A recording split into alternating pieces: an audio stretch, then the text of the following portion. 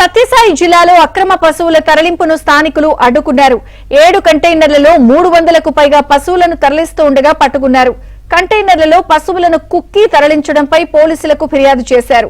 కంటైనర్లతో పాటు డ్రైవర్లను పోలీసులు అదుపులోకి తీసుకున్నారు.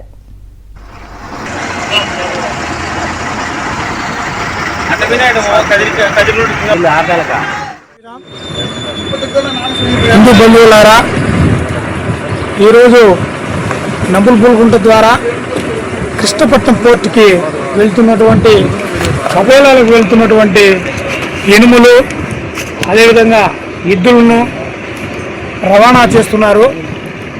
లక్ష్మీనారాయణ అనే వ్యక్తి పులివెందలతను ఇతను తీసుకుపోతున్నారు అని చెప్పేసి డ్రైవర్లు గోవులు ఉన్నాయో పశువులు, ఆవులు, ఎనుములు, ఎద్దులు వీటిని వధించడం చాలా తప్పు. వీటిని తీసుకోవడం మేము ఖండిస్తున్నాం హిందూ ధర్మ ప్రకారం. కాబట్టి వీటి మీద చర్య తీసుకుంటూ అదేవిధంగా సంబంధిత